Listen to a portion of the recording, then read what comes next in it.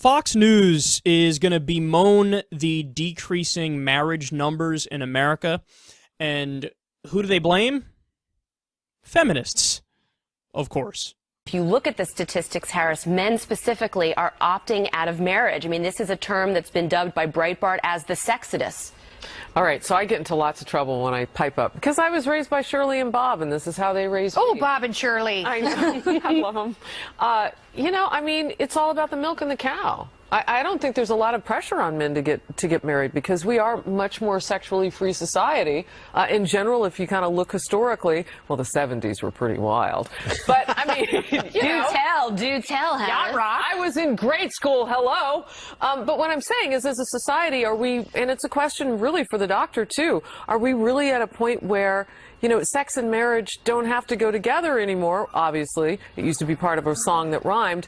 But we've gotten away from that. Guys just don't feel the pressure anymore. Well, and Kennedy, women have been encouraged to give it up, as Harris talks about, freely with the rise of feminism, have sex like a man. So they're doing this, and they're not making the guy step up to put a ring on it. No, and they're sacrificing the integrity of the relationship. I think a lot of times, and maybe that sounds judgmental, I also blame Tinder because I think there are a lot of dudes that don't want to get married because if you're not married, it's not cheating. Am I wrong? You're right. Anytime Fox News talks about social issues, I want to bang my head against the wall. I feel the same way when any liberal talks about social issues on the internet. First of all, whenever conversations like this are had, nobody even bothers to actually explain why marriage is preferable to people not getting married. Well, okay. Considering the fact that children oftentimes are in the best possible situation when they're with their biological parents that love them and treat them well, most people think that it is preferable to have a man and a woman come together who like each other quite a bit, have children and raise those children together, because that way they'll be able to earn more resources together. The man can teach his son how to be a man, the woman can teach her son what to look for in women, or the mother can teach her daughter how to be a woman, and the man can teach his daughter what to look for in a man. You know, people think that a marriage is the best possible situation for children to grow up in, and I completely agree, considering the fact that I am a product of a divorced family. I know what it's like to have my dad live with me, and I know what it's like to grow up with my parents divorced. And again, I completely agree with those people who feel that way about it. Everybody just assumes that that's true and that we all agree with that. I don't agree with that. Go figure. And you've never provided an argument as to, no, it's absolutely necessary that everybody gets married because I say so and because that's what we've been doing for a long time, so we should keep doing it. Well, I mean, it worked, didn't it?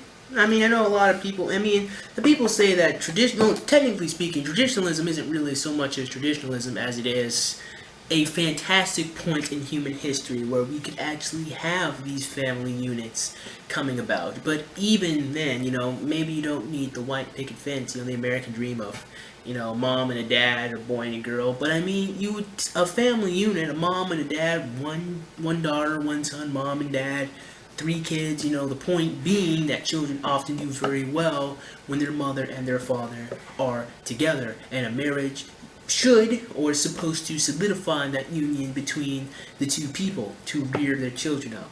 You know, I mean, it's not really complicated. You know, No, but why? Why? Explain. Go into detail. I just did.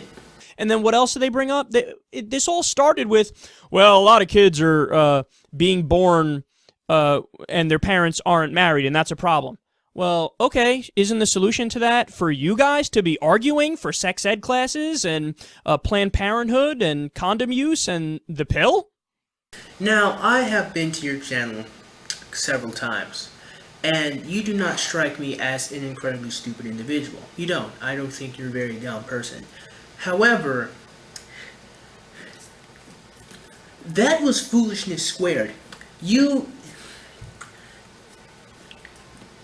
That was their solution. Their solution is men and women should be married so that they can raise their children. I mean, look, listen. Whether or not you agree is one thing, okay? If you disagree with that, fine. But to act as if they don't have a solution is ridiculous, because their solution is getting men and women to raise their children together. So that way, you won't need all these different contraceptives. You won't need a different type of abortions. You won't need to wear condoms. Why? Because men and women are together and they are prepared to do the task that is ushering the next generation. That is their solution. There's your solution, and you guys are totally opposed to that solution. 100% opposed to it. Partly because that whole abortion thing has something to do with killing children. I don't hear you guys advocating for the things that would solve the problem, which are all the things that progressives are advocating for. Actually, they are advocating for something that would solve the problem. It's just not the solution you want to hear. But that's their solution. Dumbass. No, instead, what do you want to do? You want to go out there and just blame feminists. That's what you want to do. Well, I mean, if the shoe fits. And it makes absolutely no sense, particularly in this conversation, because there are all different kinds of feminists, all different strains of feminist thought on this issue.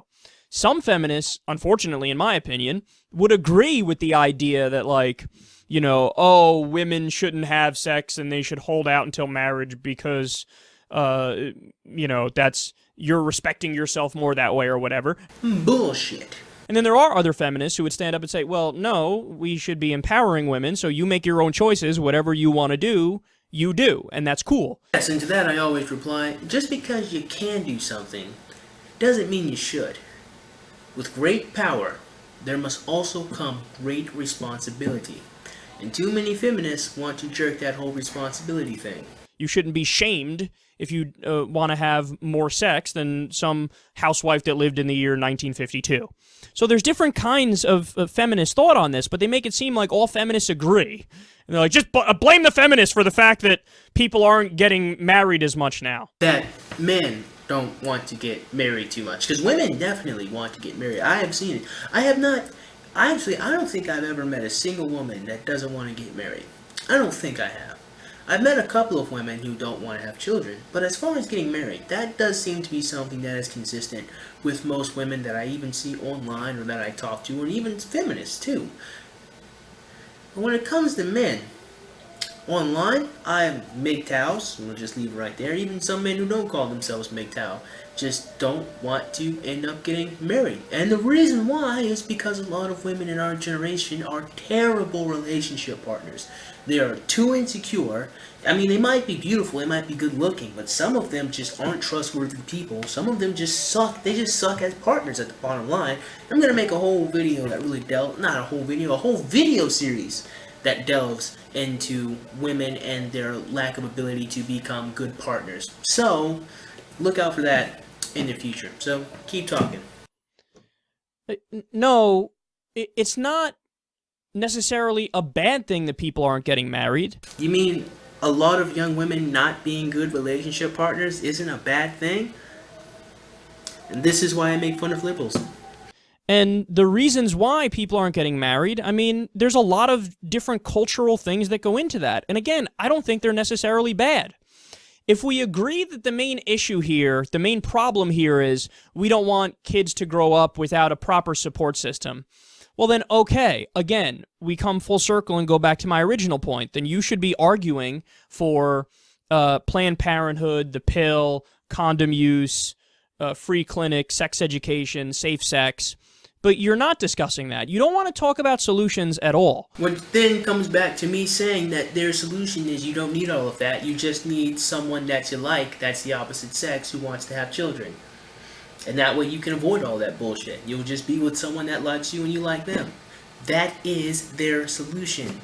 All you want to do is berate women into living in this weird old school lifestyle, which was largely a fantasy even back then, of never have sex until the guy agrees to marry you.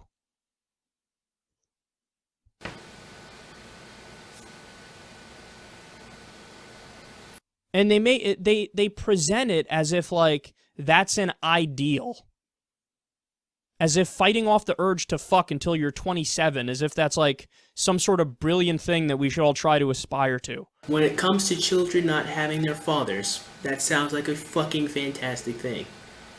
Just saying. Or not. And to wrap this video up, man, I know a lot of people who subscribe to me, a lot of different MGTOWs, they don't want to get married. And listen, I'm never going to berate you for your personal decision. If you don't want to get married, that's perfectly fine. I'm never going to knock you for not wanting to get married. Never. And I'm never going to knock you for disagreeing with me. Never. The primary problem I had with Secular Voices video, or Secular Talks video, whatever the bloody hell his name is, was that, one, he didn't even understand his opponent's opposition. And I mean, if you don't know what you're talking about, you have no business being on the battlefield. If you don't know your enemy, you have no business trying to argue or talk to them. Now, if you were to say that maybe a marriageable system with a mother and a father and their children isn't a good thing, I'm not really even sure how you could argue fucking against that. I mean, you might be able to say, well, maybe it might be unhappy for the woman or some shit like that, because the man's happiness is not important. But even then, I would say, remember, one of the criteria is that the two people like each other and work on their problems. So, I mean, yeah, it kind of goes without saying that having abusive parents or a volatile marriage would be bad. It goes without saying, which is why one of the criteria is two people who want to work on their problems and want to be together and want to raise their children. It has to be them wanting to do it. That is what Fox News wants. And again, agree or disagree, that's perfectly fine. I don't care if you guys agree or disagree. But you have to have an understanding of your opponent's arguments. Otherwise, you just look like a fucking buffoon talking out your ass. With that being said, I certainly hope you guys enjoyed today's video. And if you did, man, go ahead and click that like button. Go ahead and click that subscribe button. Comment in the comment box below. And as always, have a great day. I will see you cool cats soon. Adios.